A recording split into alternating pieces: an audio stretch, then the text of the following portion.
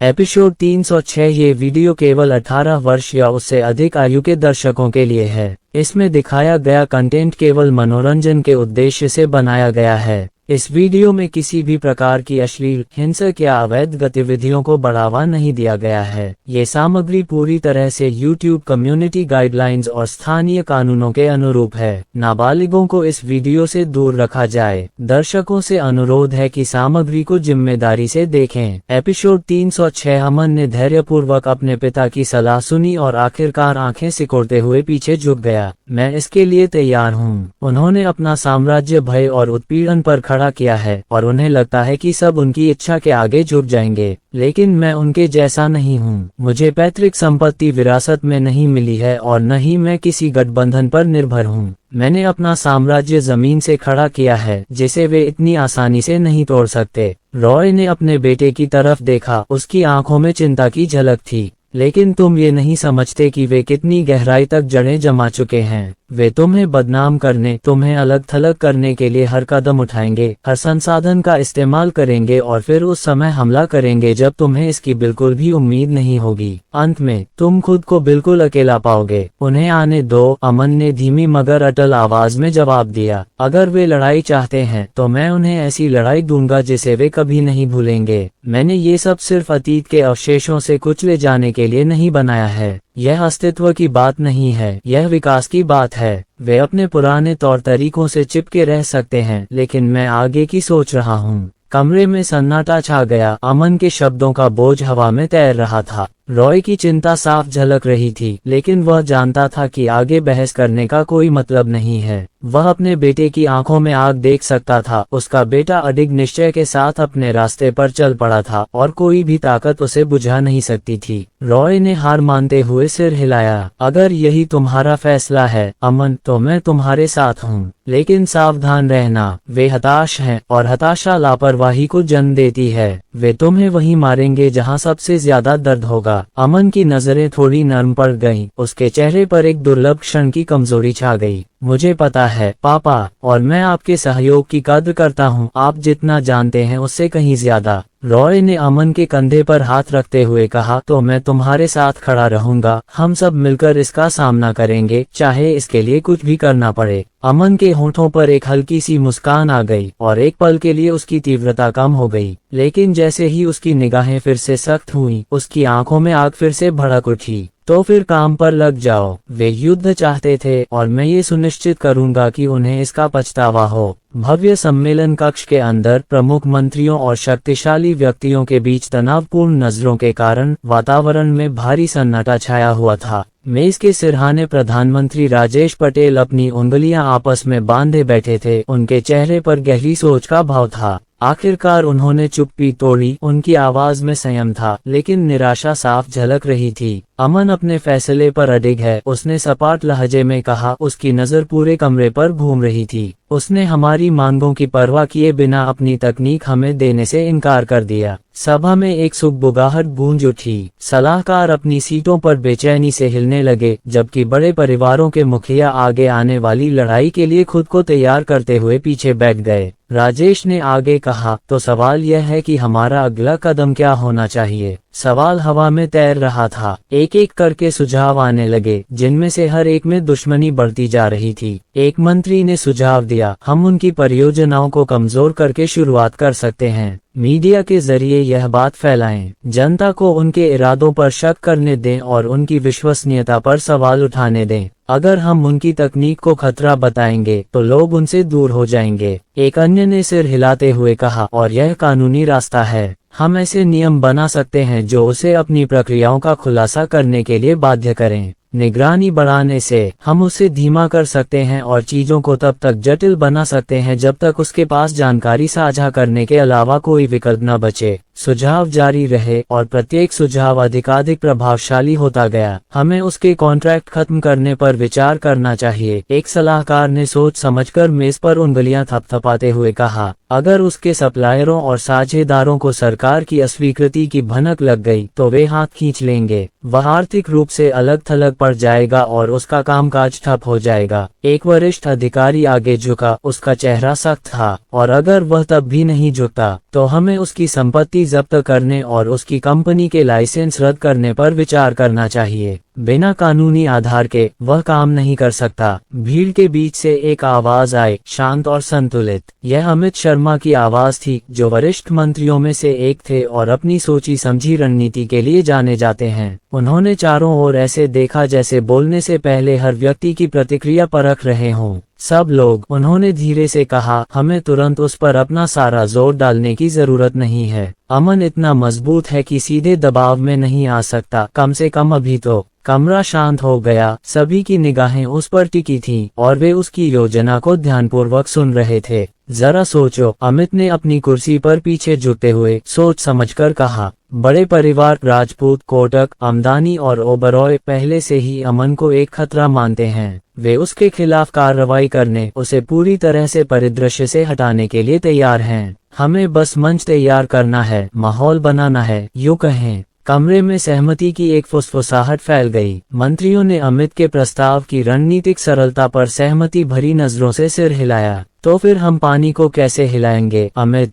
राजेश ने पूछा। उसकी आंखों में दिलचस्पी साफ दिखाई दे रही थी। अमित के चेहरे पर कठोरता छा गई। उसकी आवाज स्थिर और सोची समझी थी। हम उसकी प्रतिष्ठा से शुरुआत करेंगे, उसे बर्बाद कर देंगे, प्रतिकूल रिपोर्ट लीक करेंगे और पक्षपातपूर्ण मीडिया कवरेज का आयोजन करेंगे जब तक कि जनता की उसके बारे में धारणा खराब न हो जाए। उसे एक बदमाश व्यापारी के रूप में चित्रित करेंगे। वह कुछ देर रुका और विचार को अपने मन में बैठाने के बाद ही आगे बोला, अगला कदम, हम उनकी कंपनियों को निशाना बनाएंगे। उन्होंने सोची समझी रणनीति के साथ कहा, उनके व्यवसायों पर कर बढ़ाएंगे, उनके लिए अपना कारोबार जारी रखना महंगा कर देंगे, उनकी कंपनियों से जुड़े हर उत्पाद पर भारी प्रतिबंध लगाएंगे और जटिल टैरिफ लगाएंगे। कमरा मानो ऊर्जा की एक अंतरधारा से जीवंत हो उठा। अधिकारियों और परिवार के प्रतिनिधियों के इस विचार को समझते ही सभी लोग सहमति में सिर हिला रहे थे। और हम यही नहीं रुकेंगे, अमित ने अपनी आवाज और तीखी करते हुए कहा। हमें उसकी आपूर्ति श्रृंखलाओं को बाधित करना चाहिए, शिपमेंट को रोकना चाहिए और आयात में देरी करनी चाहिए। उसकी सामग्री को प्राप्त करना मुश्किल बनाना चाहिए, उसकी समय सीमा को पूरा करना असंभव बनाना चाहिए और फिर उसे एक आतंकवादी और फिर उस राष्ट्र के लिए एक खतरा बनाना चाहिए जिसे साफ करने की जरूरत है। पूरे कमरे में स्वीकृति की धीमी सी फुसफुसाहट गूंज उठी। राजेश पीछे झुक गया और अमित की बातों पर ध्यान से सोचने लगा। तो हम साफ कर देते हैं कि समस्या वही है, राजेश ने धीरे से सिर हिलाते हुए कहा। लोग उसके खिलाफ हो जाएंगे, आर्थिक दबाव और अराजकता के बोझ तले उसका कारोबार चौपट हो जाएगा। एक अन्य सलाहकार ने अफसर को भांपते हुए कहा, और जब सबकी निगाहें अमन पर टिकी होंगी तो उसके पास या तो लाइन में लगने या पूरी तरह से बर्बाद होने के अलावा कोई विकल्प नहीं होगा, और फैसला उसका ही होगा। मंत्रियों ने मौन सहमति भरी नजरों से एक दूसरे को देखा। यह एक ऐसी योजना थी जो उनके हितों के अनुकूल थी, एक सूक्ष्म विनाश की रणनीति जो खुलेआम युद्ध की घोषणा किए बिना ही अमन की शक्ति और प्रभाव को कमजोर कर देगी। राजेश पटेल ने कमरे में मौजूद हर व्यक्ति का जायजा लेते हुए गला साफ किया। बहुत अच्छा, उन्होंने दृढ़ता से कहा। हम इसी तरीके से आगे बढ़ रहे हैं, तुरंत शुरू करें। कमरे में शांत उत्सुकता का माहौल था क्योंकि अधिकारी आगे बढ़ने के लिए तैयार थे। उन्हें विश्वास था कि एक बार ये सारी चीजें शुरू हो जाएं तो अमन का समय समाप्त हो जाएगा।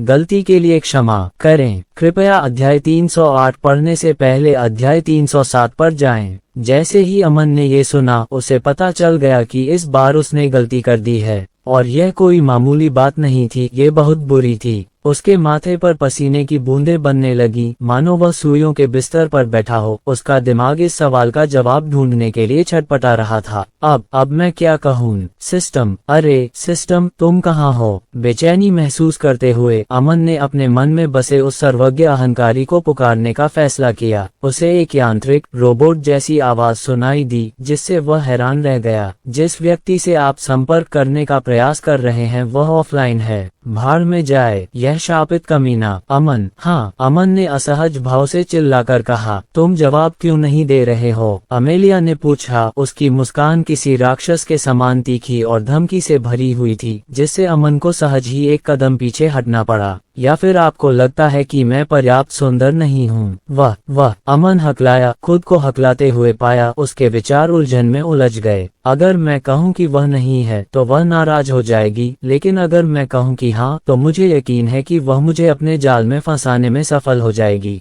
जैसे ही वह कोई जवाब देने की कोशिश कर रहा था, अमेलिया अचानक जोर से हंसने लगी। पफट अपने हाथ से अपना मुंह ढकते हुए वह धीरे से हंस पड़ी। उसे अमन की प्रतिक्रिया मनोरंजक लगी। इतना गंभीर मत बनो, ये तो बस एक मजाक था। ओह, मैं समझ गया। अमन ने राहत भरी सांस ली। एक पल के लिए उसे लगा जैसे उसका दिल किसी दबाव में जकड़ा जा रहा हो। उसकी पीठ पसीने से भीग गई थी। ऐसी स्थिति इतनी खतरनाक थी कि कोई महामानव भी उसे बचा नहीं सकता था। तो अमन, अमेलिया ने गंभीरता से बात जारी रखी, अब से मेरी बेटी की जिम्मेदारी तुम्हारी है। मुझे उम्मीद है कि तुम उसे निराश नहीं करोगे। जी हाँ मैडम, अमन ने दृढ़ भाव से उत्तर दिया। ब्रू हेवन के अंदर ताजी बनी कॉफी की मनमोहक सुगंध हवा में घुल मिल रही थी। बातचीत की धीमी गुनगुनाहट के साथ घुल मिल रही थी। आरामदायक कैफे में पेय पदार्थों का आनंद ले रहे ग्राहकों की भीड़ थी और माहौल हमेशा की तरह जीवंत था। मैनेजर साशा काउंटर पर खड़ी होकर बड़े ही शालीनता से ऑर्डर निपटा रही थी और नियमित ग्राहकों से गर्मजोशी से बातचीत कर रही थी। तभी दरवाजा जोर से खुल गया। सरकारी अधिकारियों का एक समूह कमरे में घुस आया। उनके चेहरे पर गंभीरता थी और उनकी नजरें कमरे पर घूम रही थीं। साशा की मुस्कान थोड़ी फीकी पड़ गई जब उसने घुसपैठियों को देखा, लेकिन उसने जल्दी से खुद को संभाला और उनका स्वागत करने के लिए आगे बढ़ी।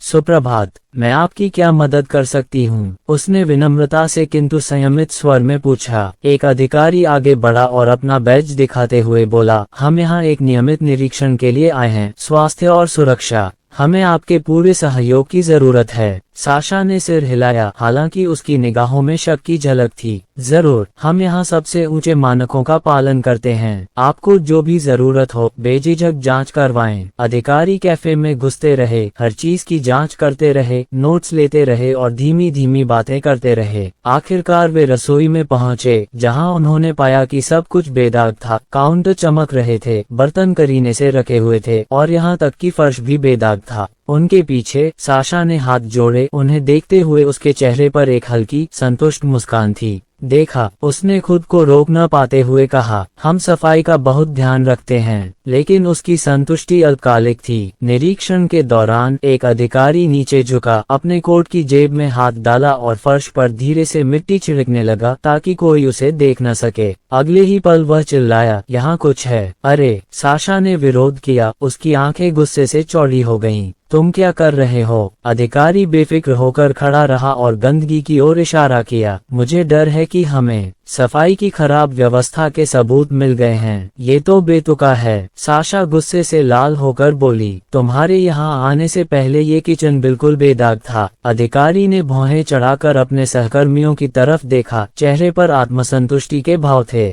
खैर, हमें तो ऐसा नहीं लग रहा। नोटिस का इंतजार कीजिए, मिस। जब साशा के कर्मचारियों ने विरोध करने की कोशिश की तो अराजकता फैल गई। उनकी आवाजें आधिकारिक आरोपों से टकरा रही थीं। आसपास खड़े ग्राहकों ने जब ये बातचीत सुनी तो वहां भ्रम की स्थिति फैल गई। उनमें से एक महिला जो लट्टे की चुस्कियां ले रही थी, अपनी सहेली की ओर मुंह बनाकर बोली, सुना, वे कह रहे हैं कि ब्रू हेवन का किचन गंदा है। एक और ग्राहक झुककर बोला, सच में, मुझे तो ये जगह बहुत बढ़िया लगी थी। लगता है ये दिखने में जितनी साफ सुथरी है उतनी है नहीं। साशा का दिल बैठ गया जब अधिकारी लगातार आरोप लगा रहे थे। उनकी आवाज इतनी तेज थी कि सब सुन सकते थे। उनमें से एक ने कहा, इस प्रतिष्ठान ने स्वास्थ्य नियमों का उल्लंघन किया है। अगर हालात नहीं सुधरे तो हमें चेतावनी जारी करनी पड़ेगी और शायद इसे बंद भी करना पड़ेगा। ये सुनकर ग्राहकों का एक समूह खड़ा हो गया जो स्पष्ट रूप से परेशान था। एक आदमी ने अपना सिर हिलाया, उसके चेहरे पर निराशा साफ झलक रही थी। मैंने सोचा था कि यह जगह उससे बेहतर है। उसने बुदबुदाते हुए अपनी कॉफी मेज पर अधूरी छोड़ दी। शायद ये सच हो, एक और ग्राहक ने इधर उधर देखते हुए कहा। अगर वे सफाई में कोताही बरत रहे हैं तो और क्या छिपा रहे हैं? साशा के विरोध और उन्हें आश्वस्त करने के प्रयासों के बावजूद कुछ और ग्राहक अपना सामान समेटने लगे, उसकी ओर संदिग्ध निगाहों से देखने लगे और जाते समय एक दूसरे से कुछ बुदबुदाने लगे। उस दिन बाद में मीडिया में सनसनीखेज सुर्खियों की बाढ़ आ गई। आज की ताज़ा खबर, ब्रू हेवन को चौंकाने वाले सरकारी निरीक्षण में स्वास्थ्य उल्लंघन का सामना करना पड़ा। अंदरूनी रिपोर्ट, नेक्स्ट जेन के ब्रू हेवन कैफे का खुलासा, गंदे रसोईघर, खराब स्वच्छता और सोशल मीडिया पर ये अफवाहें जंगल की आग की तरह फैल गईं। ट्वीट्स की बाढ़ आ गई। हर ट्वीट आरोपों को और बढ़ाता गया और आक्रोश को और बढ़ाता गया। @truthseeker 99 पता था कि ब्रू हेवन इतना अच्छा है कि सच नहीं हो सकता। गंदे रसोई घर और सब कुछ, छी। अगली पीढ़ी की एक और फ्लॉप। @nofilter ब्रू हेवन का अस्वास्थ्यकर होना कोई आश्चर्य की बात नहीं है, अगर आप समझ रहे हैं कि मैं क्या कहना चाह रहा हूँ। @caffeinecritic ब्रू हेवन से हर कीमत पर बचें। अगर वे रसोई घर को साफ नहीं रख सकते तो वे मेरे पैसे के एक पैसे के भी लायक नहीं हैं। ब्रू हेवन के बाद लोगों ने नेक्स्ट जेन में खामियां दिखानी शुरू कर दी। जल्द ही नेक्स्ट जेन इनोवेशंस पर भी इसका असर दिखने लगा। उनके उत्पादों से संबंधित पोस्ट और समीक्षाओं से ऑनलाइन फोरम भर गए, जिनमें कंपनी को अविश्वसनीय, यहाँ तक कि खतरनाक भी बताया गया। ये बातें जंगल की आग की तरह फैल गईं और हर किसी तक पहुंच गईं तथा नेक्स्ट जेन इनोवेशंस और उसकी सहायक कंपनियों के बारे में अनेक सवाल खड़े हो गए। जैसे जैसे जनता का विरोध जारी रहा, नेक्स्ट जेन इनोवेशंस को हर तरफ से आलोचनाओं का सामना करना पड़ा। न्यूज एंकर, तकनीकी विश्लेषक और सोशल मीडिया के प्रभावशाली लोग भी इस मुहिम में शामिल हो गए और बढ़ती आग में घी डालने लगे। एक तकनीकी ब्लॉगर ने एक तीखा लेख प्रकाशित किया, अगली पीढ़ी के नवाचारों का उदय और पतन, क्या ये तकनीकी दिग्गज का अंत है?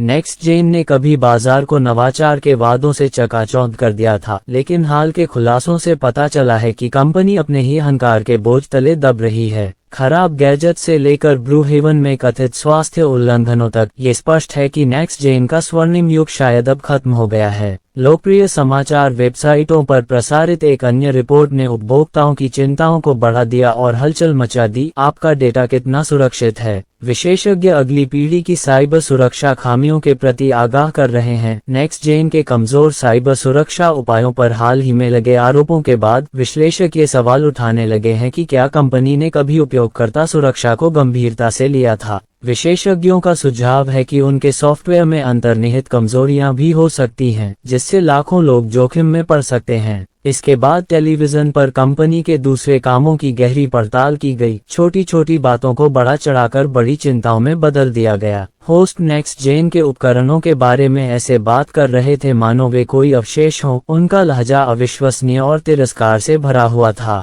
एक लोकप्रिय मॉर्निंग शो में एक एंकर ने व्यंग्यात्मक लहजे में कहा, जरा सोचिए, एक ऐसे स्मार्टफोन पर $1000 खर्च करने का क्या मतलब है जो हर 5 मिनट में बंद हो जाता है। इतना ही नहीं, अब यह एक ऐसी कंपनी से जुड़ा है जो अपना कैफे भी साफ नहीं रख सकती। क्या हमें अपना डेटा उन पर भरोसा करना चाहिए? नेक्स्ट जेन की प्रतिष्ठा पर इसका जबरदस्त असर पड़ा। ट्रस्टटॉक और सिक्योर बायर जैसी समीक्षा साइटों पर असंतुष्ट ग्राहकों की शिकायतें भरी पड़ी थीं। मेरा फोन 10 मिनट इस्तेमाल करने के बाद गर्म हो जाता है। अब तक का सबसे खराब निवेश। अगली पीढ़ी तो बुनियादी चीजें भी ठीक से नहीं कर पाती। ब्रू हेवन तो बस हिमशैल का सिरा है। नेक्स्ट जेन एक घोटाला है। मैंने अपने लैपटॉप पर उनका सॉफ्टवेयर आजमाया और इससे सब कुछ धीमा हो गया। अगर आपको अपने डिवाइस या डेटा की परवाह है तो यह इसके लायक नहीं है। इस अराजकता के बीच कुछ वफादार ग्राहकों ने भी कंपनी में अपने विश्वास पर सवाल उठाना शुरू कर दिया तथा अपनी भावनाएं ऑनलाइन पोस्ट की। @realtalkrita शुरुआत से ही नेक्स्ट जेन मुझे बहुत पसंद थी, लेकिन अब मैं इतना आश्वस्त नहीं हूँ। इन सब बुरी खबरों को नजरअंदाज नहीं कर सकती। शायद अब आगे बढ़ने का समय आ गया है। इस तूफान के बीच सोशल मीडिया पर #nextgenscam ट्रेंड करने लगा और हजारों पोस्ट और कमेंट्स आने लगे। टेक इंडस्ट्री के प्रतिद्वंद्वियों ने इस मौके का फायदा उठाया और अपने उत्पादों को विश्वसनीय और सुरक्षित बताकर उनका प्रचार किया। होलोसिन और पीए जैसे प्रतिस्पर्धियों ने नेक्स्ट जेन की आलोचना करते हुए यूजर रिव्यू रीट्वीट किए, जिससे स्नोबॉल इफेक्ट और बढ़ गया। नेक्स्ट जेन के प्रमुख उत्पाद भी इससे अछूते नहीं रहे। उपयोगकर्ताओं द्वारा अपने गैजेट्स के फ्रीज होने, धीमा पढ़ने या पूरी तरह से खराब होने का प्रदर्शन करने वाले वीडियो व्यंग्यात्मक कैप्शन के साथ वायरल हो गए। टेक ब्लिट्स, जब आप मुफ्त में एक जमी हुई स्क्रीन को देख सकते हैं तो अगली पीढ़ी में निवेश क्यों करें। सिक्योर स्केप्टिक, अगली पीढ़ी के सुरक्षित सॉफ्टवेयर ने मेरे डेटा को खुला छोड़ दिया है। अभी स्विच करें वरना बाद में पछताएंगे। जैसे जैसे मीडिया का उन्माद बढ़ता गया, इसका कुल प्रभाव निर्विवाद होता गया। नेक्स्ट जेन इनोवेशंस, जो कभी तकनीकी उद्योग का एक दिग्गज था, खुद को जनसंपर्क के बुरे दौर में फंसा पाया।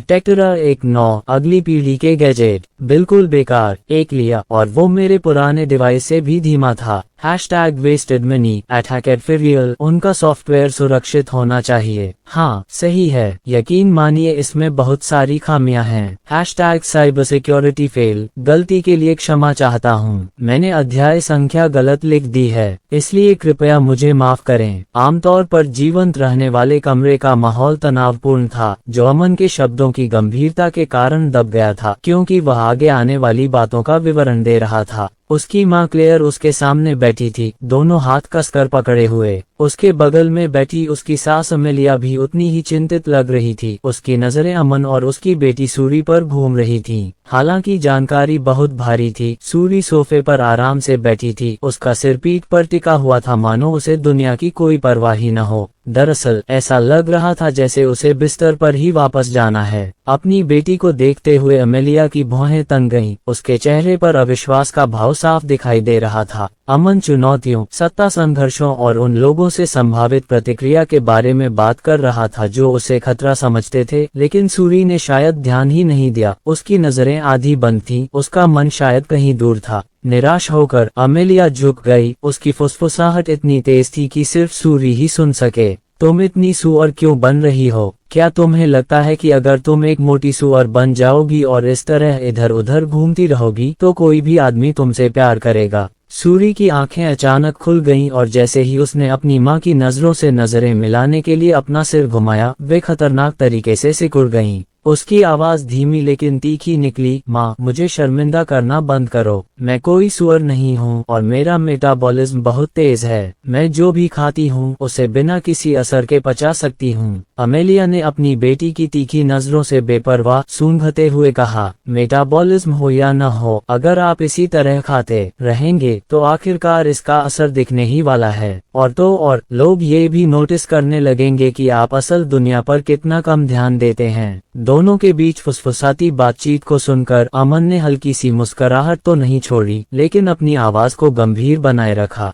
हो सकता है सूरी की बात सही हो। हम सब इस स्थिति को अपने अपने तरीके से संभाल रहे हैं और वैसे भी उसे आराम करना चाहिए। सूरी पहले ही काफी संघर्ष कर चुकी है। क्लेयर ने एक क्षण के लिए अपने बेटे और सूरी के बीच नजर दौड़ाई। उसके बाद उसने कुछ कहा। उसकी आवाज चिंता से भरी हुई थी। लेकिन अमन, क्या ये सब वाकई जरूरी है? आप पहले से ही ऐसी ताकतों के खिलाफ हैं जो, क्या ये ठीक है कि आपने जो कुछ भी हासिल किया है उसे बर्बाद कर दिया जाए? क्या अपने परिवार को इस तरह के खतरे में डालना उचित है? अमन की नजरें नर्म पड़ गईं और उसने अपनी माँ की ओर देखा। माँ, मैं जोखिम समझता हूँ, लेकिन ये सिर्फ मेरे बारे में नहीं है। यह उन लालची कुत्तों के बारे में है जो अपनी लालच पूरी करने के लिए सब कुछ चढ़कर जाना चाहते हैं। सूरी की निगाहें आखिरकार तेज हो गईं। उसकी पहले की तंद्रा की जगह दृढ़ संकल्प की चमक आ गई। और हम इसमें अकेले नहीं हैं। तुम्हारे साथ मैं हूँ पापा, और हम सब तुम्हारा साथ दे रहे हैं अमन। हम इस लड़ाई से भाग नहीं रहे हैं। अमेलिया ने आह भरी। उसकी चिंता अभी भी बनी हुई थी, लेकिन बेटी के बदलते व्यवहार से थोड़ी कम हो गई। बस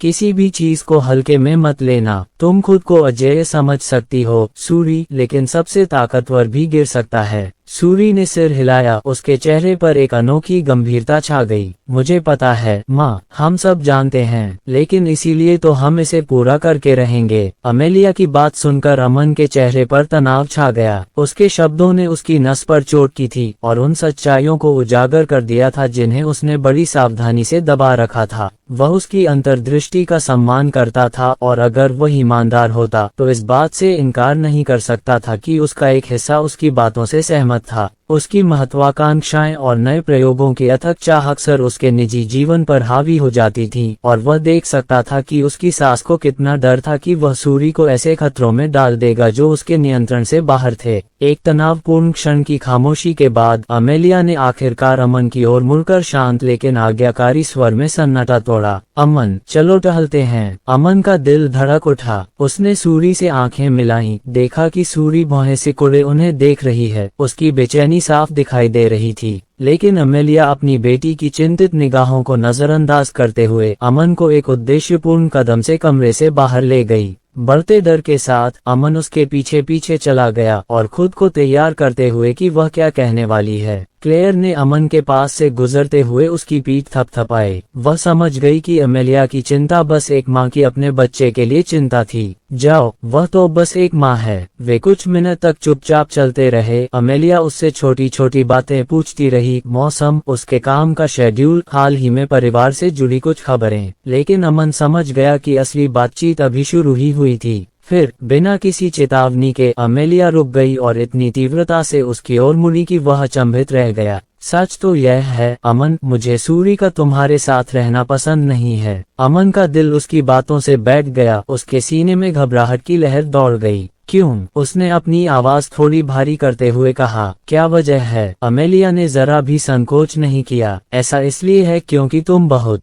बेहतरीन हो, उसने चिंता से भरे स्वर में जवाब दिया। तुम एक ताकतवर आदमी हो अमन, और मुझे डर है कि इससे ऐसे खतरे पैदा होंगे जिनकी सूरी को अपनी जिंदगी में जरूरत नहीं है। वह चुप रहा, उसकी बातों को ध्यान से सुनता रहा। मैं अपनी बेटी को अच्छी तरह जानता हूँ। उसने पहले ही अपनी मुश्किलें और दर्द झेले हैं। वह एक शांतिपूर्ण जीवन की हकदार है, लेकिन तुम्हारे साथ ये बिल्कुल भी सुकून नहीं है। तुम उसे उन लड़ाइयों और प्रतिद्वंद्विता में घसीट रहे हो जिनके लिए उसने कभी सोचा भी नहीं था। अमन जवाब देना चाहता था, किसी तरह उसे आश्वस्त करना चाहता था, लेकिन अमेलिया अभी शांत नहीं हुई थी। उसने सीधे उसकी आंखों में देखा। उसका चेहरा और गहरा होता गया। तुम एक पूरे देश के साथ संघर्ष शुरू करने जा रहे हो अमन, और अगर तुम इससे बच भी गए तो दूसरे लोग भी दस्तक देंगे, वही चीजें मांगेंगे। तुम मना कर दोगे, जाहिर है, और संघर्ष का चक्र बढ़ता ही जाएगा। मैं नहीं चाहता कि सूरी दुनिया के साथ युद्ध में फंस जाए, एक ऐसा युद्ध जिसे तुम जीत भी ना पाओ।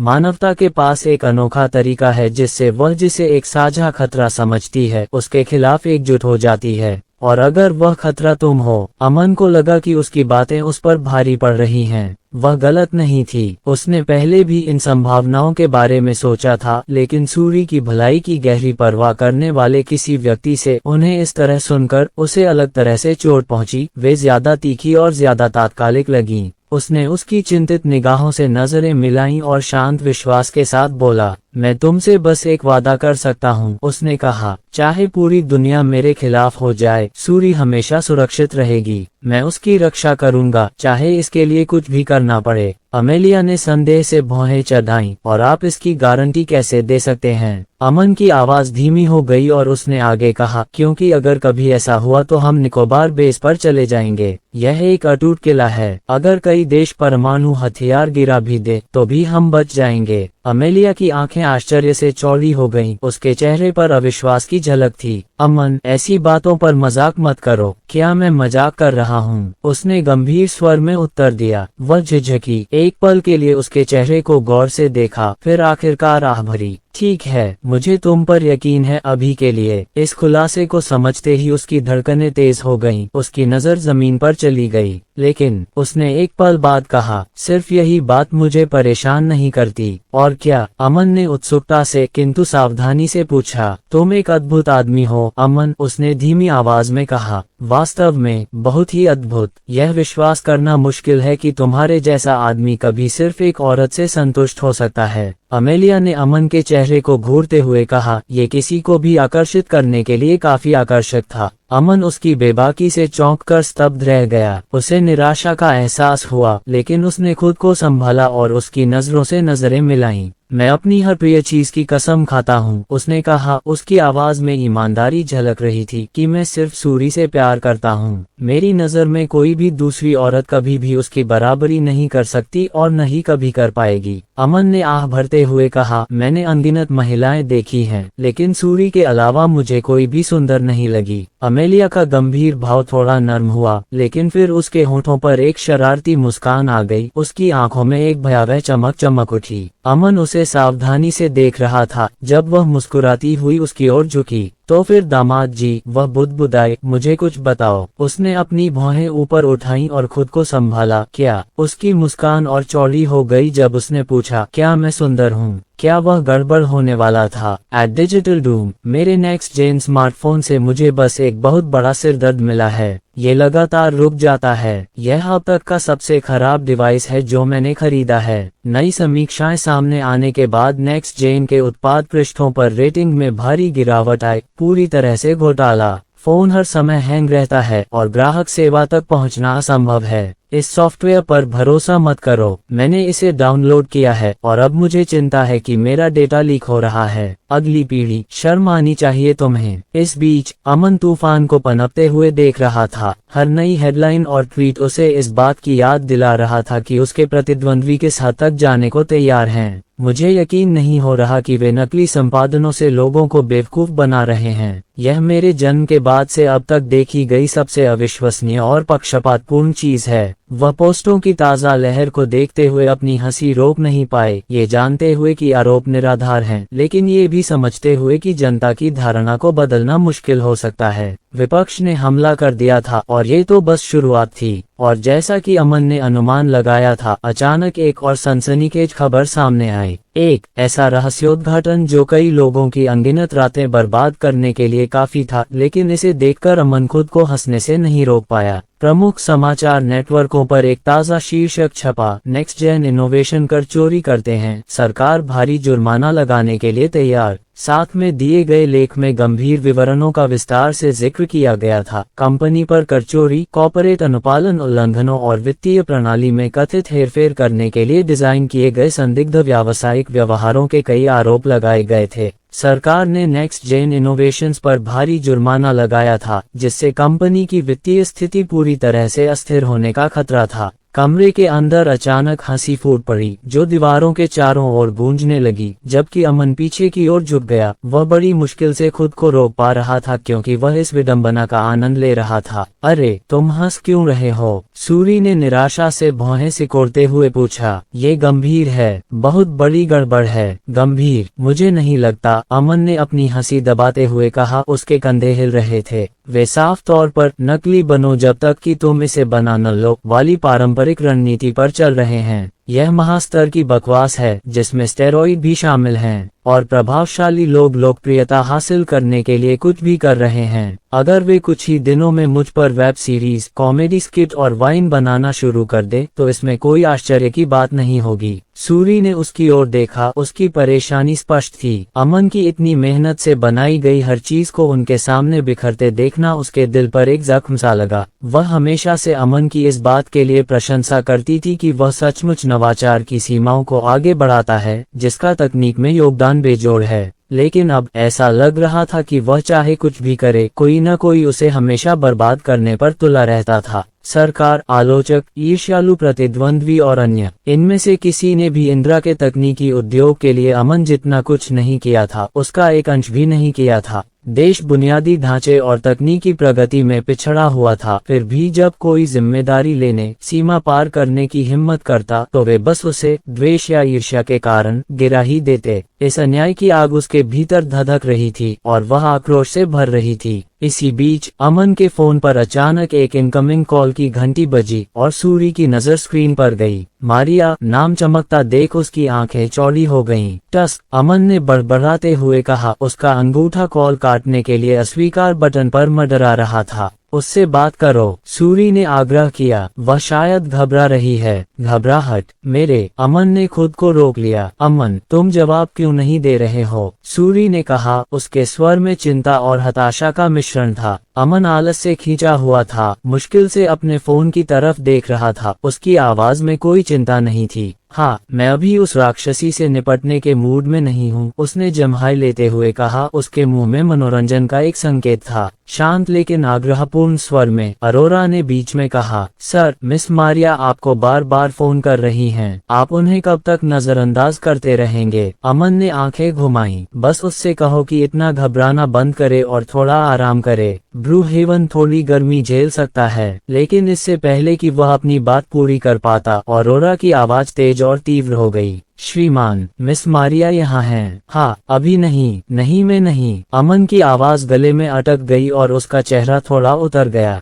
जैसे ही उसने ऊंची, गुस्से से भरी एड़ियों की आवाज सुनी, उसे एक तरह का एहसास हुआ। कमरे की हवा अचानक कुछ डिग्री कम हो गई और उसकी रीढ़ में एक ठंडक दौड़ गई। एक ब्रह्मांडीय इंसान होने के बावजूद उसे भी डर का एहसास हुआ, क्योंकि आते हुए कदमों की आवाज दालान में गूंज रही थी। लेकिन इससे पहले कि वह मुड़ पाता, एक गुस्से भरी चीख ने कमरे को गड़गड़ाहट की तरह हिला दिया। तुम बेटे हो? अमन की आंखें चेतावनी से सिकुड़ गईं। उसकी निगाहों में एक खतरनाक चमक थी। देखो मारिया, उसने शांति से कहा, अब मेरी माँ मेरे पास है, तुम ये वाक्य पूरा नहीं कर सकती। मारिया बीच में ही ठिठक गई। उसका मुंह सदमे से थोड़ा खुला हुआ था। उसने अपनी चप्पल हाथ में पकड़ी हुई थी। उसकी पकड़ और मजबूत होती जा रही थी और उसका चेहरा गुस्से से लाल हो रहा था। थोड़ी देर रुकने और खुद को संभालने के बाद मारिया ने चप्पल अमन की ओर फेंकी, जिसने उसे जल्दी से चकमा दिया और सूरी के पीछे छिप गया। औरत के पीछे छिपना बंद करो और बाहर आओ। एक बार मर्द बनो और मेरा सामना करो। मारिया उबल पड़ी। उसने अपनी बाहें क्रॉस करके उसे आग जैसी आंखों से घूरा। अमन ने शरारती मुस्कान के साथ सूरी के पीछे से झांका। जिसकी तुम परवाह करती हो, उसके पीछे छिपना भी एक कला है मारिया, और मुझे इस पर गर्व है। मारिया ने अपनी मुट्ठियां भींच ली। उसकी हताशा उबल रही थी। उसकी नजर सूरी पर पड़ी, जिसने बस आह भरी और असहाय आत्मसमर्पण में अपने हाथ ऊपर उठा दिए। उसे समझ नहीं आ रहा था कि इस स्थिति को कैसे शांत करे।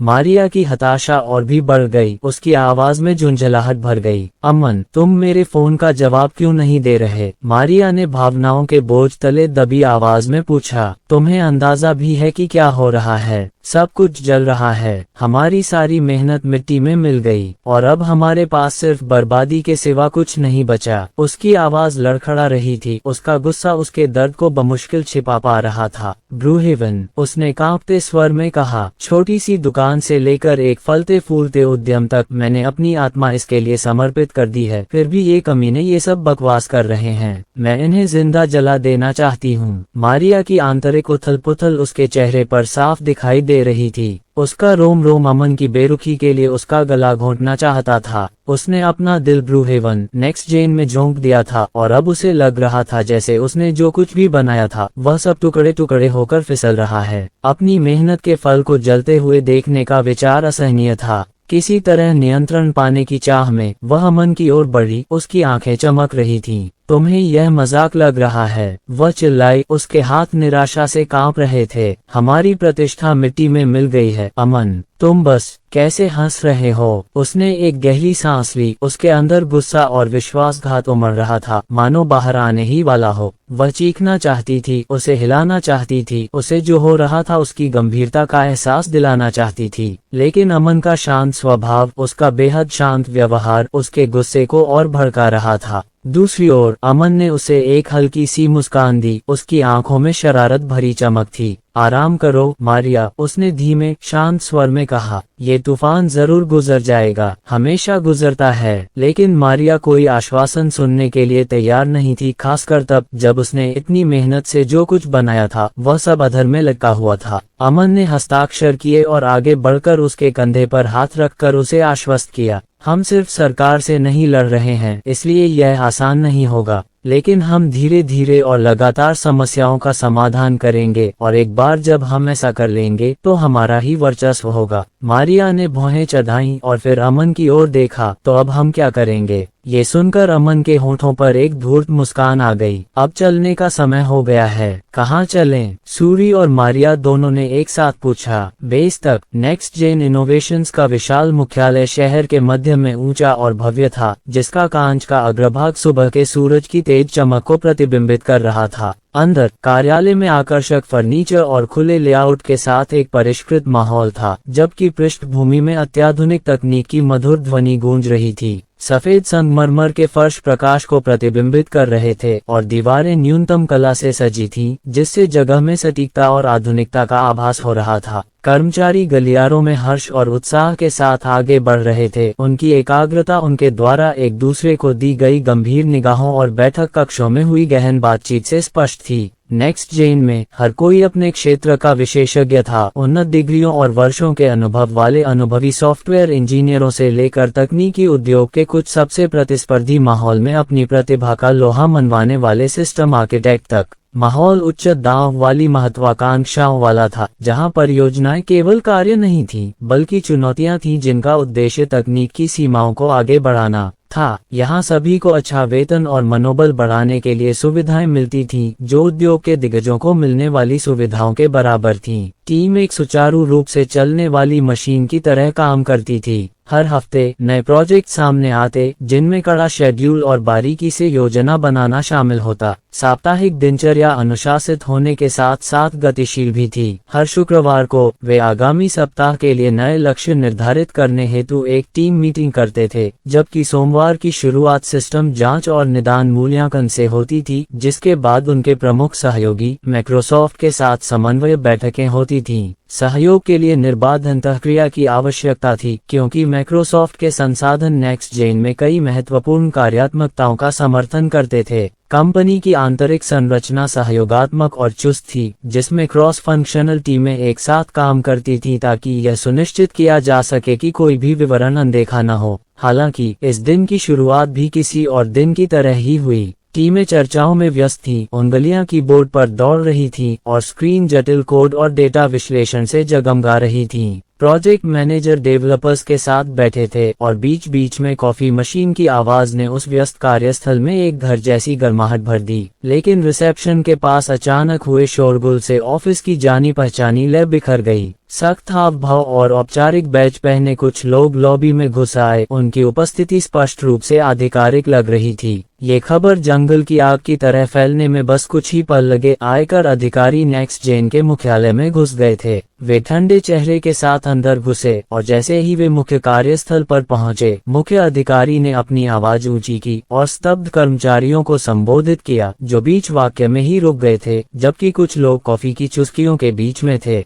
आपकी बॉस मिस आर्या कहाँ हैं? हमें उन्हें बुलाकर जांच करने का निर्देश मिला है, अधिकारी ने पूछा। उसकी आवाज पूरे खुले कार्यस्थल में गूंज रही थी। अचानक पूछे गए इस सवाल ने पूरी टीम को एक अजीब सी घबराहट में डाल दिया। उनकी सीईओ आर्या कुछ दिन पहले ही छुट्टी पर गई थी, लेकिन किसी को भी उम्मीद नहीं थी कि उनकी अनुपस्थिति में ऐसा कुछ होगा। कर्मचारी उलझन भरी नजरों से एक दूसरे को देखने लगे। उन्हें समझ नहीं आ रहा था कि अधिकारी की मांगों का क्या जवाब दें। प्रोजेक्ट के प्रमुखों में से एक, राहुल नाम का एक शांत लेकिन तनावग्रस्त व्यक्ति आगे आया। उसकी आवाज स्थिर थी, हालांकि उसका तनाव साफ दिखाई दे रहा था। सर, मिस आर्या आज नहीं हैं। उन्होंने एक निजी काम से कुछ दिनों की छुट्टी ली है। मुझे लगता है कि वह इस समय देश से बाहर होंगी। जब कर्मचारी अनिच्छा से अपना सामान समेट कर जाने के लिए तैयार हो रहे थे, तब मुख्य कर अधिकारी अपनी हताशा व्यक्त कर रहा था। उसकी आवाज में तिरस्कार भरा हुआ था तथा वह आरोपों की झड़ी लगा रहा था। उन्होंने व्यंग्यात्मक लहजे में कहा, नेक्स्ट जेन इनोवेशंस वर्षों से कर चोरी कर रहा है। वे हर संभव बचाव का फायदा उठाते हैं और अपनी जेबें भरने के लिए कानून में हेराफेरी करते हैं। वह इधर उधर टहल रहा था। उसकी पैनी निगाहें कर्मचारियों को शक की निगाहों से देख रही थीं। अवैध वित्तीय व्यवहार, संदिग्ध विदेशी खाते, कॉर्पोरेट अनुपालन उल्लंघन, सूची लंबी है। आपकी कंपनी ने ऊपर से नीचे तक पूरे सिस्टम में हेराफेरी की है और यह सब ऐसे दिखावा करते हुए किया है मानो वे नवाचार के अग्रदूत हैं। एक और अधिकारी भी हाथ जोड़े, भावशून्य। तुम्हें लगता है कि हमें वित्तीय हेराफेरी के बारे में पता नहीं? आय छिपाने के लिए धन का लेन देन, जवाबदेही से बचने के लिए फर्जी कंपनियों का इस्तेमाल। इतने लंबे समय तक नजरअंदाज करने के बाद सरकार का धैर्य जवाब दे गया है। जैसे जैसे आरोप बढ़ते गए, कर्मचारी बेचैन नजरों से देखते रहे और आपस में बुदबुदाते रहे। ये यकीन करना मुश्किल था कि जिस कंपनी में उन्होंने अपनी कड़ी मेहनत लगाई थी उसके खिलाफ ये दावे सच भी थे। अधिकारियों की आवाजें विशाल कार्यस्थल में गूंज रही थीं, जिससे हवा में एक दमनकारी ठंडक फैल गई, क्योंकि कर्मचारी एक एक करके बाहर निकल रहे थे। आरोपों का भार उनके ऊपर तूफानी बादल की तरह मंडरा रहा था। ये सच नहीं हो सकता। हमारी कंपनी को बने हुए अभी 2 साल भी नहीं हुए हैं, फिर भी हम पर कर चोरी का आरोप लगाया जा रहा है, जबकि हमने इस मार्च में भारी भरकम रकम खर्च की है। चुप रहो। क्या तुम्हें लगता है कि तुम हमसे ज्यादा जानते हो? अधिकारी ने उस खास मुखर आदमी पर चिल्लाते हुए कहा, अगर तुम बकवास करते रहे तो मैं तुम्हें जेल भेज दूंगा, तुम्हारी मिस आर्या के साथ। लेकिन वह यहाँ नहीं है, एक अन्य कर्मचारी ने फुसफुसाते हुए कहा। उनकी आवाज थोड़ी धीमी थी। अधिकारी की भौहें तन गईं और वह धीरे से कुछ बुदबुदाया। उसकी हताशा साफ दिखाई दे रही थी। वह एक मिशन पर यहाँ आया था और जब उसे बताया गया कि लक्ष्य उपलब्ध नहीं है तो यह उसकी उम्मीद के मुताबिक जवाब नहीं था। वह अपने अधिकारियों की टीम की ओर मुड़ा। उसकी आवाज धीमी थी, लेकिन आसपास के लोगों को अभी भी सुनाई दे रही थी। अगर वह यहाँ नहीं है तो हम प्लान बी पर काम कर रहे हैं, उन्होंने अपनी टीम की ओर इशारा करते हुए कहा। हम इमारत को बंद कर देंगे और सभी को बाहर निकाल देंगे। अधिकारियों ने कर्मचारियों की ओर मुड़कर कठोर और दृढ़ स्वर में कहा, सभी को तुरंत परिसर खाली करना है। यह इमारत अब अगली सूचना तक सरकारी नियंत्रण में है। पूरे दफ्तर में बेचैनी की लहर फैल गई। कर्मचारी अभी भी यह समझ नहीं पा रहे थे कि क्या हो रहा है। चिंतित नजरों से एक दूसरे से अविश्वास में फुसफुसा रहे थे। कुछ लोगों के लिए ये नौकरी सिर्फ तनख्वाह नहीं थी, सब कुछ थी, और उनका सपना भी, जिसे पाने के लिए उन्होंने अथक परिश्रम किया था। नेक्स्ट जेन में अपनी भूमिकाओं में घंटों अथक परिश्रम और देर रात तक काम किया था। अब जब उन्हें बिना किसी स्पष्टीकरण के यूं ही जाने के लिए कहा जा रहा था तो वे बेचैन हो गए। क्या हो रहा है? पास में खड़े किसी व्यक्ति ने बुदबुदाया। क्या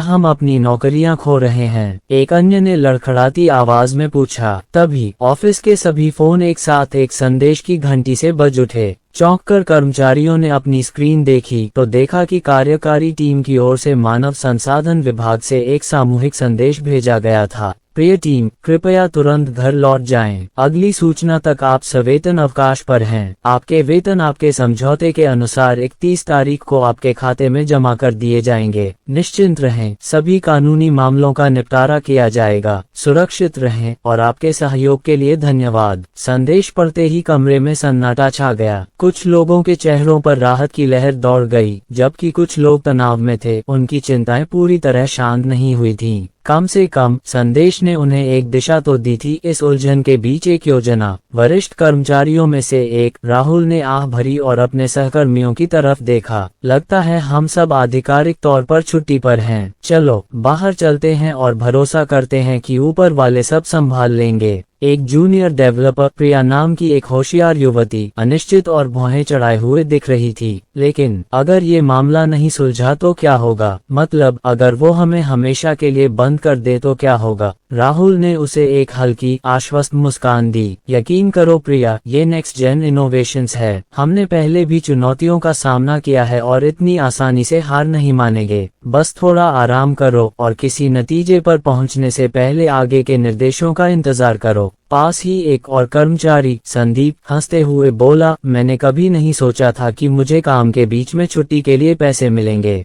खैर, ये वैसी छुट्टी तो नहीं होगी जैसी मैंने सोची थी। कमरे में तनाव थोड़ा कम हुआ क्योंकि कुछ कर्मचारी हंस पड़े। हालांकि अनिश्चितता अभी भी बनी हुई थी। धीरे धीरे वे अपना सामान समेटने लगे और उन अधिकारियों की ओर सतर्क नजरों से देखने लगे जो अब इमारत के मुख्य क्षेत्रों की सुरक्षा के लिए आगे बढ़ रहे थे। जब वे कार्यालय से बाहर निकले तो सभी को ये देखकर दुख हुआ कि कभी संपन्न कार्यस्थल बंद हो गया था।